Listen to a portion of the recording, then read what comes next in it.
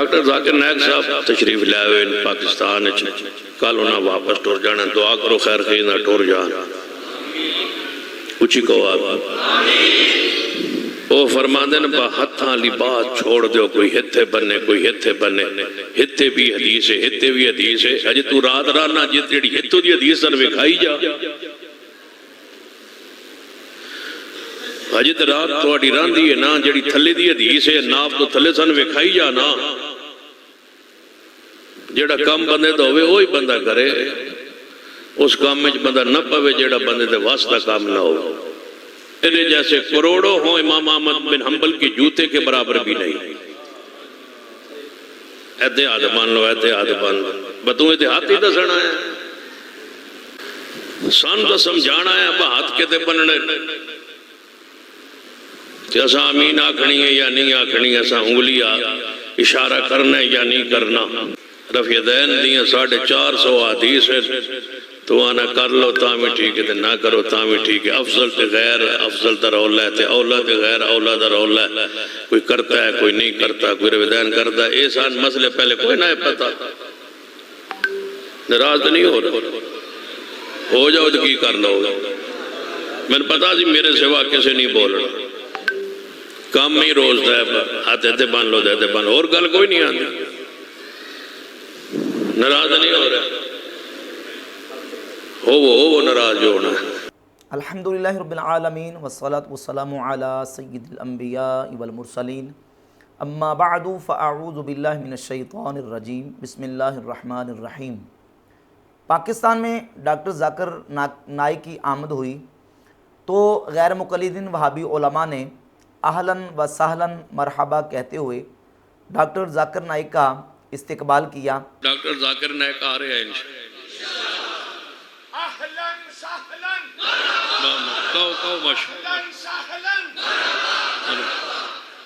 نعرہ ڈاکٹر ذاکر نائک دا لاؤ نا نال اہلا و سہلا کہو ماشاء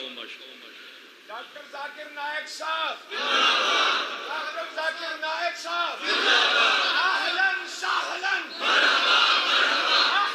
سہل مرحبا۔ ڈاکٹر ذاکر نائک نے پوری دنیا میں مسلک حدیث کا غلغلہ مچا دیا ہے انشاءاللہ، آ رہا ہے نا انشاءاللہ، آؤ گے پھر جماعت بلاسی انشاءاللہ، مرکزی جمعیت اہل حدیث کے انشاءاللہ دفتر میں وہ تشریف لا رہے ہیں، انشاءاللہ پوری جماعت وہاں موجود ہوگی، آپ بھی تشریف لائیں گے انشاءاللہ، اعلان ہوگا، تاریخ کا اعلان ہوگا اور مرحبا کہیں گے اور استقبال کریں گے، جی میں استقبال کرن دا حق ہوندہ ہے،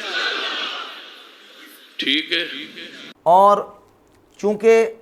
ڈاکٹر ذاکر نائک کا جو نظریہ اور بنیادی طور پہ فکر ہے وہ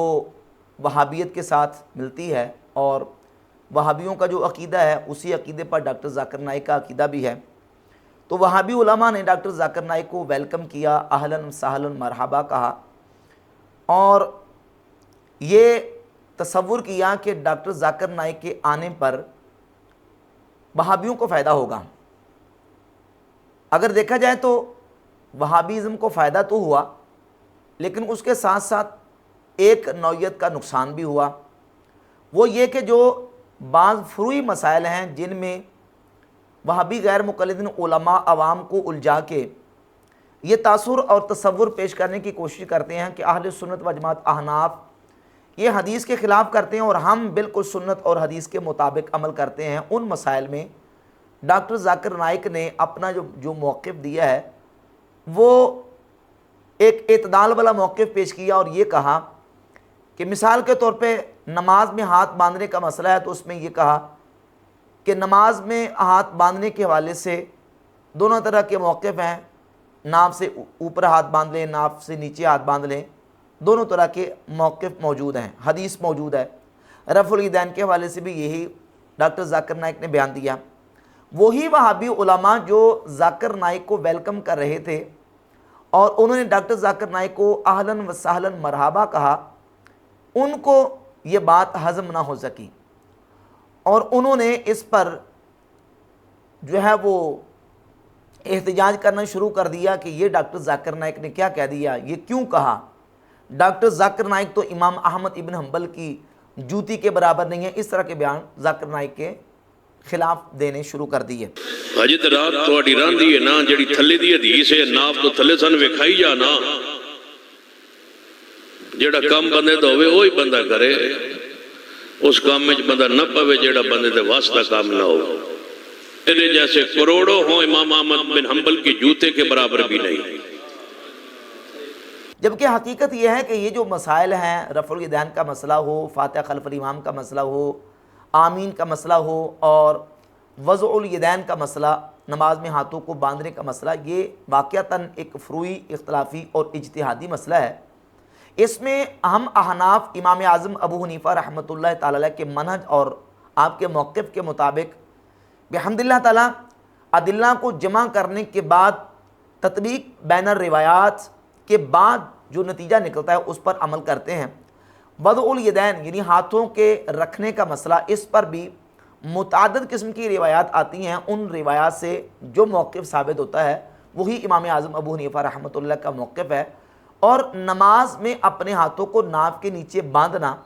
یہ سنت ہے ہمارے نزدیک، اور اس پر ہمارے پاس بحمد اللہ تعالیٰ دلائل موجود ہیں۔ اور یہ بات یاد رہے کہ یہ جو ڈاکٹر ذاکر نائک نے بات کی ہے، علماء محدثین نے بھی اس طرح کی باتیں اپنی کتابوں کے اندر کی ہیں۔ جو غیر مقلدین علماء جو دن رات صبح و شام انہی فروعی مسائل ہی کی بنیاد پہ عوام کو اپنے مسلک میں لانے کی کوشش کرتے ہیں، ان کو یہ قبول نہیں ہے۔ امام ترمذی رحمۃ اللہ تعالی علیہ نے جامع ترمذی کے اندر 252 نمبر حدیث حضرت سیدنا حلبتائی رضی اللہ تعالی عنہ سے بیان کی ہے، جس میں حضرت حلبتائی صحابی رسول رضی اللہ تعالی عنہ فرماتے ہیں، 252 نمبر جامع ترمذی کی حدیث ہے، کانا رسول اللہ صلی اللہ علیہ وآلہ وسلم یؤمنا فیأخذ شمالہ بیمینہ، کہ رسول اللہ صلی اللہ علیہ وآلہ وسلم ہمیں نماز پڑھاتے تھے تو حضور اپنے دائیں ہاتھ کے ساتھ اپنے بائیں ہاتھ کو پکڑ لیا کرتے تھے۔ دائیں ہاتھ کے ساتھ حضور بائیں ہاتھ کو نماز میں پکڑا کرتے تھے۔ یہ 252 نمبر حدیث ہے جامع ترمذی کی، اور یہ صحیح حدیث ہے۔ اس کے مطابق نماز میں اپنے ہاتھوں کو اس طریقے سے پکڑنا کہ دائیں ہاتھ کے ذریعے سے بائیں کو پکڑ لینا، یہ ثابت ہوا۔ اور اس حدیث کے نیچے امام ترمذی ایک تو اس حدیث کو حسن قرار دیتے ہیں اور ساتھ لکھتے ہیں والعمل علی ھذا عند اہل العلم من اصحاب نبی صلی اللہ علیہ وآلہ وسلم والتابعین۔ اسی حدیث کے مطابق اس پر عمل ہے نبی کریم علیہ السلام کے، اہل علم صحابہ اور ان کے بعد اہل علم تابعین کا، ومن بعدہم اور ان کے بعد جو لوگ آئے ان کا بھی۔ یرون ان یدع الرجل یمینہ علی شمالہ فی الصلاۃ، کہ ان کا موقف یہ ہے کہ انسان مرد دائیں ہاتھ کو بائیں ہاتھ پر ناف کے نیچے رکھے۔ ورآ بعضهم ان یدعہما فوق السرہ، بعض نے یہ کہا کہ دونوں ہاتھوں کو اس طریقے سے دائیں کو بائیں ہاتھ پر رکھے اور اس کو پکڑے اور ناف کے اوپر باندھے۔ ورآ بعضهم ان یدعہما تحت السرہ، اور بعض نے یعنی صحابہ تابعین اور ان کے بعد والے جو ائمہ انہوں نے یہ کہا کہ ان یدعہما تحت السرہ، کہ ناف کے نیچے رکھے۔ وَكُلُّ ذَلِكَ وَاسِعٌ عِنْدَهُمْ، اور یہ مسئلہ جو ہے وہ ایسی وسعت والا ہے کہ سب کے نزدیک اس پر جو ہے وہ ان کے پاس وسعت موجود ہے۔ یہ امام ترمذی علیہ رحمہ نے تبصرہ کیا سیدنا حلبتائی رضی اللہ تعالی عنہ کی حدیث پر۔ اب اس کے علاوہ مصنف ابن ابی شیبہ میں امام ابو بکر ابن ابی شیبہ، امام بخاری مسلم کے استاذ سیدنا وائل ابن حجر رضی اللہ تعالیٰ عنہ سے 3959 نمبر حدیث لے کے آئے کہ سیدنا وائل ابن حجر رضی اللہ تعالیٰ عنہ فرماتے ہیں، رأیت النبی صلی اللہ علیہ وآلہ وسلم وضع یمینہ علی شمالہ فی الصلاۃ تحت السرہ، کہ میں نے نبی پاک صلی اللہ علیہ وآلہ وسلم کو نماز پڑھتے دیکھا تو آپ علیہ الصلوۃ والسلام نے اپنے دائیں ہاتھ کو بائیں ہاتھ پر ناف کے نیچے رکھا۔ یہ صحیح حدیث ہے۔ اور المصنف ابن ابی شیبہ کے اندر امام ابو بکر ابن ابی شیبہ اپنی سند کے ساتھ 3959 نمبر حدیث لے کے آئے۔ اب اس روایت کے بارے میں غیر مقلدین کی طرف سے یہ کہا جاتا ہے کہ تحت السرہ کے یہ جو الفاظ ہیں، یہ الفاظ اصل کتاب کے اندر ثابت نہیں ہیں، یہ بات میں اس میں تحریف کی گئی ہے، حالانکہ یہ بات بالکل غلط ہے۔ اس المصنف ابن ابی شیبہ کے اوپر تحقیق کی ہے عرب محقق شیخ عوامہ نے، اور شیخ عوامہ نے یہ 26 جلدوں میں مصنف ابن ابی شیبہ کا نسخہ چھپا ہے، شیخ عوامہ جو عرب محقق اور عرب عالم ہیں انہوں نے اس پر تحقیق کرتے ہوئے اس کے جو مختلف نسخہ جات ہیں ان نسخہ جات کا حوالہ پیش کیا ہے، اور باقاعدہ اس کی جلد نمبر 1 کے شروع میں انہوں نے اس کے متعدد نسخے دکھائے ہیں کہ میں نے ان نسخوں سے استفادہ کرتے ہوئے اس کتاب کے اوپر تحقیق کی ہے۔ لہذا یہ محقق جو محققہ نسخہ ہے، اس محققہ نسخہ کی یہ دیکھ لیں، یہ باقاعدہ انہوں نے اس کے مخطوطات دکھائے ہیں کہ میں نے ان مخطوطات سے اس نسخہ کی تحقیق کی ہے، اور جو اصل ہاتھ کے لکھے ہوئے جو نسخے ہیں ان نسخوں کے ساتھ انہوں نے عکس دیے ہوئے ہیں، جس سے یہ بات بالکل واضح ہوتی ہے کہ یہ تحت سرہ کے الفاظ نسخہ کے اندر موجود ہیں، اور اسی بنیاد پہ المصنف ابن ابی شیبہ کے اندر یہ حدیث موجود ہے کہ سیدنا وائل ابن حجر رضی اللہ تعالیٰ عنہ فرماتے ہیں کہ میں نے نبی پاک صلی اللہ علیہ وآلہ وسلم کو دیکھا، حضور علیہ الصلوۃ والسلام نے اپنے دائیں ہاتھ کو بائیں ہاتھ پر ناف کے نیچے رکھا۔ جامع ترمذی کی 252 نمبر حدیث میں ہے کہ حضور علیہ الصلوۃ والسلام اپنے دائیں ہاتھ کے ساتھ بائیں ہاتھ کو پکڑا کرتے تھے نماز پڑھاتے وقت، اور سنن ابی داؤد کے اندر 754 نمبر حدیث ہے، حضرت عبداللہ ابن زبیر رضی اللہ تعالیٰ عنہ فرماتے ہیں سنت یہ ہے کہ دائیں ہاتھ کو بائیں ہاتھ پر رکھا جائے، اور اس کے علاوہ سیدنا مولا علی کرم اللہ تعالیٰ وجہہ الکریم کا عمل امام بخاری اپنی صحیح بخاری میں 1198 نمبر حدیث سے اوپر تعلیقاً مولا علی رضی اللہ تعالیٰ عنہ سے مولا علی کا اثر لے کے ہے کہ مولا علی رضی اللہ تعالیٰ عنہ جب نماز میں اپنے ہاتھوں کو باندھتے تھے تو اپنے دائیں ہتھیلی کو اپنے بائیں گٹ پر بائیں جوڑ پر رکھا کرتے تھے، دائیں ہتھیلی کو بائیں جوڑ پر، اور یہ جو روایت ہے یہ سند کے ساتھ المصنف لابن ابی شیبہ کے اندر 3961 نمبر روایت کے اندر موجود ہے کہ مولا علی اپنے دائیں ہاتھ کو بائیں گٹ پر رکھا کرتے تھے، اور اس روایت کو امام ابن حجر اسقلانی نے التغلیق و تعلیق کے اندر، جو کہ صحیح بخاری کی تعلیقات کے اوپر انہوں نے کتاب لکھی ہے، اس مولا علی کے اثر کو انہوں نے حسن قرار دیا ہے امام ابن حجر اسقلانی نے۔ لہذا مولا علی خلیفہ راشد رضی اللہ تعالیٰ عنہ کا عمل بھی ہے کہ دائیں ہتھیلی کو بائیں جوڑ پر بائیں گوٹ پر رکھنا ہے، اور رسول اللہ صلی اللہ علیہ وآلہ وسلم سے بھی سند صحیح سے صحیح ابن خزیمہ کے اندر 480 نمبر حدیث موجود ہے، حضرت وائل ابن حجر رضی اللہ تعالیٰ عنہ ہی سے ایک حدیث ہے، وہ فرماتے ہیں کہ میں نے ایک دن ارادہ کیا کہ نبی پاک صلی اللہ علیہ وآلہ وسلم کی نماز کو دیکھوں کہ حضور کس طرح نماز پڑھتے ہیں، تو میں نے دیکھا کہ نبی پاک علیہ الصلوۃ والسلام نے اس طرح ہاتھوں کو رکھا، وضع یدہ الیمنی علی ظہر کف الیسری والرسغ والساعد، آپ علیہ الصلوۃ والسلام نے اپنی دائیں ہتھیلی کو بائیں ہتھیلی کی پشت پر اور اپنے جوڑ پر اور اپنی کلائی پر رکھا، اور صحیح ابن حبان میں 1770 نمبر حدیث ہے، سیدنا عبداللہ ابن عباس رضی اللہ تعالیٰ عنہما فرماتے ہیں کہ نبی پاک صلی اللہ علیہ وآلہ وسلم نے فرمایا ہم نبیوں کا گروہ ہیں، امرنا ان نؤخر سحورنا ونعجل فطرنا، ہمیں حکم دیا گیا کہ ہم اپنی سحری کو مؤخر کریں یعنی دیر سے کریں، اور اپنے روزے کو جلدی افطار کریں، وَأَن نُمْسِكَ بِأَيْمَانِنَا عَلَى شَمَائِلِنَا فِي صَلَاتِنَا، اور اپنے دائیں ہاتھ کے ساتھ بائیں ہاتھ کو نماز کے اندر روک کے رکھیں،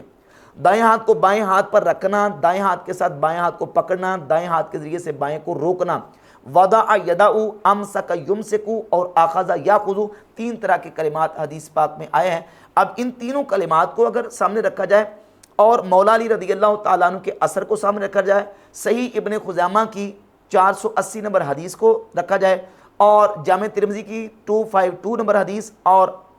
سنن ابی داؤد کی 754 نمبر حدیث کو، ان تمام احادیث کو سامنے رکھا جائے تو نتیجہ یہ نکلتا ہے کہ دائیں ہاتھ کو بائیں ہاتھ کی ہتھیلی کی پشت پر، جوڑ پر اور کلائی پر اس طرح رکھنا ہے کہ رکھنا بھی پایا جائے، پکڑنا بھی پایا جائے اور روکنا بھی پایا جائے، تو وہ اس طریقے سے ہوگا کہ اس طریقے سے ہاتھوں کو پکڑا جائے اور روکا جائے۔ اور نبی پاک صلی اللہ علیہ وآلہ وسلم نے اپنے ہاتھوں کو پھر ناف کے نیچے رکھا، مصنف ابن ابی شیبہ کی میں نے آپ کے سامنے روایت پڑھ دی۔ اور اس کے علاوہ مولا علی رضی اللہ تعالیٰ عنہ سے اور سیدنا ابو ہریرہ رضی اللہ تعالیٰ عنہ سے امام ابو داؤد اپنی سنن ابی داؤد کے اندر ایک روایت لے کے آئے جو کہ مولا علی رضی اللہ تعالیٰ عنہ سے اور ابو ہریرہ رضی اللہ تعالیٰ عنہما سے ہے۔ مولا علی فرماتے ہیں السنت وضع الکف علی الکف فی الصلاۃ تحت سرہ، سنت یہ ہے کہ دائیں ہتھیلی کو بائیں ہتھیلی پر ناف کے نیچے رکھا جائے. سنت یہ ہے دائیں ہتھیلی کو بائیں ہتھیلی پر ناف کے نیچے رکھا جائے. یہ روایت حضرت ابو ہریرہ سے بھی ہے سنن ابی داؤد کے اندر, اور حضرت سیدنا مولا علی رضی اللہ تعالی عنہ سے بھی ہے. اب اس میں ایک راوی ہے عبد الرحمن ابن اسحاق. عبد الرحمن بن اسحاق راوی کے اوپر بعض محدثین نے جرح بھی کی, لیکن عبد الرحمن ابن اسحاق جو راوی ہیں ان کی روایت درجہ حسن کو پہنچتی ہے. امام حاکم نے عبد الرحمن ابن اسحاق کی روایت کو اپنی کتاب المستدرک میں صحیح قرار دیا, اور اس کے علاوہ امام ترمذی علیہ رحمہ نے بھی عبد الرحمن ابن اسحاق کی روایت کو حسن درجے کی روایت مانا ہے. اور امام اعظم ابو حنیفہ رحمۃ اللہ تعالی علیہ نے مولا علی رضی اللہ تعالیٰ عنہ کی روایت کو قابل احتجاج قرار دیتے ہوئے اسی کو اپنا مستدل بھی قرار دیا ہے, اور اس کے مطابق فیصلہ یہ کیا ہے کہ دائیں ہاتھ کو بائیں ہاتھ پر ناف کے نیچے رکھا جائے. اور امام احمد ابن حنبل رحمۃ اللہ تعالی علیہ کا موقف بھی یہ ہے. محمد بن عبدالوہاب نجدی نے جو مختصر زاد المعاد جو کی ہے, مختصر زاد المعاد, اس کے اندر بھی محمد بن عبدالوہاب نجدی فرقہ وہابیہ کے بانی انہوں نے اس بات کو تسلیم کیا ہے کہ نماز میں ہاتھ باندھنے کے والے سے جو روایت ملتی ہے وہ سنن ابی داؤد میں یہی روایت ہے مولا علی رضی اللہ تعالیٰ عنہ کے والے سے کہ ہاتھ ناف کے نیچے باندھے جائیں. اب اس روایت کو اسلام 360 ایپ کے اندر ضعیف لکھا گیا ہے, مولا علی والی روایت کو, جو کہ سنن ابی داؤد کے اندر موجود ہے. لیکن آپ تعصب اور ہٹ درمی کا اندازہ کریں کہ ایک روایت سنن ابی داؤد کے اندر موجود ہے جس میں طاؤس تابعی یہ بیان کرتے ہیں کہ نبی کریم صلی اللہ علیہ وآلہ وسلم نے اپنے ہاتھوں کو سینے پر باندھا. یہ طاؤس تابعی سے ہے.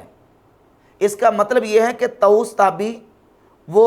رسول اللہ صلی اللہ علیہ وسلم سے حدیث بیان کرتے ہیں, درمیان میں صحابی کا واسطہ ذکر نہیں کرتے. جب تابعی صحابی کا واسطہ ذکر کیے بغیر رسول اللہ صلی اللہ علیہ وآلہ وسلم سے کوئی حدیث بیان کرے یا حضور علیہ الصلوۃ والسلام کا کوئی عمل روایت کرے تو اسے مرسل حدیث کہا جاتا ہے. اور مرسل روایت وہابیوں کے ہاں, غیر مقلدین کے ہاں حجت نہیں ہے. لیکن تعصب کی کا آپ اندازہ کریں کہ اسی روایت کو 759 نمبر جو روایت ہے, 759 نمبر روایت سنن ابی داؤد کی, اس میں اسلام 360 میں اس روایت کو صحیح قرار دیا گیا. یعنی مکمل صحابی کا واسطہ ہی نہیں ہے, درمیان میں مرسل روایت ہے. مرسل ہونے کے باوجود جو وہابیوں کے ہاں ضعیف ہے اور قابل احتجاج نہیں ہے, اس کا سٹیٹس کھول کے دیکھیں, نیچے سٹیٹس میں لکھا ہوا کہ صحیح. جب مولا علی والی حدیث آئی تو اس کو صحیح بھی لکھا ہے, لیکن جب طاؤس والی روایت آئی جس میں صحابی کا واسطہ نہیں ہے اس کو سٹیٹس میں صحیح لکھ دیا گیا. تو جو روایت میں نے آپ کے سامنے رکھی ہیں, ان روایت سے بحمدللہ تعالیٰ یہ بات بالکل واضح ہوتی ہے کہ ناف کے نیچے ہاتھ باندھنا سنت ہے. امام اعظم ابو حنیفہ رحمۃ اللہ تعالیٰ علیہ کا بھی یہی موقف ہے, اور امام احمد ابن حنبل کا بھی یہی موقف ہے. امام احمد ابن حنبل جو کہ امام بخاری کے استاذ, 10 لاکھ احادیث کے حافظ, فقہ حنبلی کے مقتدی پیشوا, وہ بھی نماز میں ہاتھ ناف کے نیچے ہی باندھنے کو سنت قرار دیتے ہیں. اور اس بات کو غیر مقلدین کے ایک بہت بڑے مناظر عمر صدیق صاحب نے بھی تسلیم کیا, مان لیا کہ امام احمد ابن حنبل کا موقف بھی یہ ہے کہ ہاتھ نماز میں ناف کے نیچے باندھے جائیں. جی آپ بات کریں. اچھا, یہ ابھی کچھ میرے پاس کلپ آیا ہے سبطان شاہ نقوی صاحب کے حوالے سے, تو انہوں نے بڑے سخت جملے کہے ہیں ان کے حوالے سے. ان کے اوپر آپ کچھ بات کرنا چاہیں گے؟ آپ یہ جو ہے سبطان شاہ نقوی صاحب کے اوپر بھی اور ڈاکٹر صاحب کے اوپر بھی انہوں نے ناف پہ ہاتھ باندھنے پہ کچھ ایسا انہوں نے کہا ہے, آپ نے کچھ سنا ہوگا کلپ شاید. یہ سبطان شاہ صاحب کا جو تبصرہ ہے یہ ناحق ہے. جو ذاکر نائک صاحب نے بات کی ہے, یہ بات ہمارے اکابرین نے اپنی کتابوں میں اور اس موضوع پر, اختلافی موضوع پر لکھتے ہوئے کہی ہے. دلیل تو موجود ہے لیکن وہ دلیل ضعیف ہے, اور صحیح جو ہے وہ سینے پر ہاتھ باندھنا ہے. ٹھیک ہے. اور بڑے سارے ائمہ محدثین زیر ناف ہاتھ باندھتے تھے, ان کے نزدیک وہ روایت ثابت تھی. ٹھیک ہے. امام احمد رحمہ اللہ زیر ناف ہاتھ باندھتے تھے. ٹھیک ہے. تو شاہ صاحب کا یہ بات کر دینا جو ہے نا یہ اپنے اسلاف اور اکابرین کے منہج سے یا ان کے افتاء سے، ان کی تحریروں سے لا علمی اور ناواقفیت ہے۔ یہ صحیح نہیں انہوں نے کیا، ان کو خاموش رہنا چاہیے تھا۔ تو اگر آپ اجازت دیں تو آپ کا یہ تبصرہ میں استعمال کر سکتا ہوں سوشل میڈیا پہ کہ عمر صدیق صاحب نے بہترین آسان انداز میں دونوں کو بہترین مینج کیا کہ یہ سختی نہیں کرنی چاہیے تھی، اور ڈاکٹر صاحب نے جو بات کہی ہے اس کے کچھ ایویڈنس موجود بھی ہیں، ریفرنس ہیں بھی، اسلاف کا کچھ یہ بھی کنسیپٹ رہا ہے بڑے لوگوں کا۔ تو اگر آپ اجازت دیں تو میں، کیونکہ آپ لاہور میں موجود نہیں ہے ورنہ آپ کے ساتھ کوئی سیٹنگ کر لیتے۔ اصل میں عثمان بھائی میری طرف سے تو اجازت ہے، یہ دین کی باتیں ہیں، لیکن ہوتا یہ ہے کہ پھر رساکشی جو ہے نا وہ شروع ہو جاتی ہے دونوں اطراف سے، ٹھیک ہے۔ نہیں تو آپ نے تو بڑے خوبصورت انداز میں شاہ صاحب کر کے مخاطب کیا پورا یہ، حالانکہ آپ بھی کہہ سکتے تھے کہ فلاں شاہ صاحب ہم جتنے بھی بڑے ہوں ہم فلاں کی جوتی کے برابر بھی نہیں ہیں فلاں، انہوں نے کب کہا کہ میں جوتی کے برابر ہوں، میں فلاں کے برابر ہوں؟ یہ شاہ صاحب کے جو الفاظ ہیں یہ درست نہیں ہیں۔ بڑے سارے ائمہ محدثین جن کو ہم اپنا امام سمجھتے ہیں، جی ٹھیک ہے، اہل حدیث ان کا بڑے فخر سے ذکر کرتے ہیں، وہ اس دلیل کو صحیح سمجھ کے خود زیر ناف ہاتھ باندھتے تھے۔ اچھا بڑے ائمہ کرام، امام احمد کی میں نے آپ کو مثال دی ہے۔ اچھا امام احمد بن حنبل رحمۃ اللہ علیہ کی بات کر رہے ہیں آپ؟ جی وہ ناف کے نیچے ہاتھ باندھتے تھے؟ جی اچھا تو یہ کچھ اہل حدیث جن کو جی بولیں۔ عثمان بھائی سب سے پہلی بات یہ ہے کہ جو علم حدیث سے واقف ہے اس کو پتہ ہے کہ محدثین، کوئی ایک محدث ایک روایت کو صحیح کہتا ہے، دوسرا محدث دوسری روایت کو صحیح کہتا ہے۔ اسی طرح ہاتھ باندھنے کا مسئلہ ہے، پہلا مسئلہ تو یہ ہے کہ ہاتھ چھوڑنے ہیں یا باندھنے ہیں، تو جمہور ائمہ محدثین ہاتھ باندھنے کے قائل ہے۔ اب دوسرا مسئلہ یہ ہے کہ ہاتھ کہاں باندھنے، کچھ نے زیر ناف والی روایت کو صحیح کہہ کے زیر ناف باندھے ہیں، اور کچھ نے سینے پر باندھنے والی روایت کو صحیح کہا ہے۔ میں سینے پر ہاتھ باندھتا ہوں اور دلائل کے اعتبار سے اسی کو کبھی سمجھتا ہوں۔ ذاکر نائک صاحب بھی سینے پر ہی ہاتھ باندھتے ہیں، اور جو انہوں نے معتدل بات کی ہے، یہ بات ہمارے کئی علماء ائمہ محدثین اکابرین نے اپنی کتابوں میں لکھی ہوئی ہے۔ یہ والی بات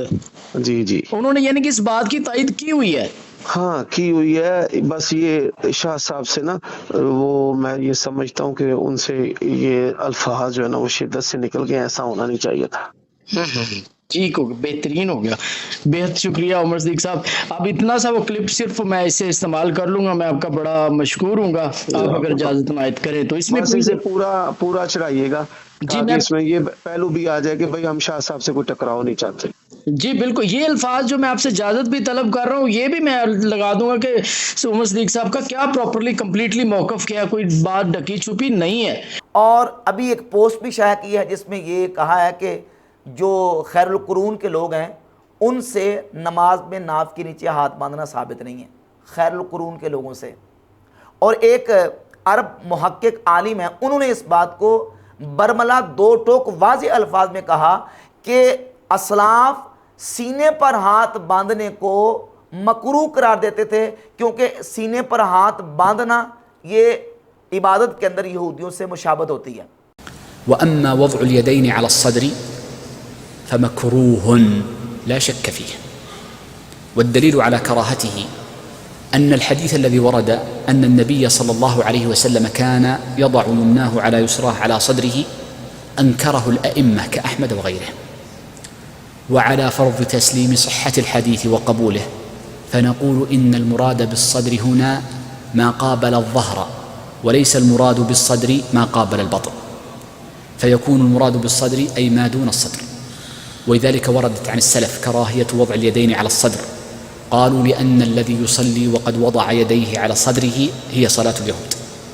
فالسنة أن يكون دون الصدر، وأكمل السنة أن يكون تحت السرة۔ ان تمام چیزوں کو دلائل کو سامنے رکھنے کے باوجود بھی اگر کوئی غیر مقلد عالم یہ کہے کہ ناف کے نیچے ہاتھ باندھنا یہ ثابت نہیں ہے اور یہ سنت کے خلاف ہے، تو پھر اس پر افسوس ہی کیا جا سکتا ہے۔ بحمد اللہ تعالیٰ ائمہ محدثین اور فقہا میں سے امام اعظم ابو حنیفہ رحمۃ اللہ کا موقف، امام احمد ابن حنبل کا موقف یہ ہے کہ نماز میں ہاتھ ناف کے نیچے باندھنا ہی سنت ہے، اور امام احمد ابن حنبل رحمۃ اللہ تعالی علیہ وہ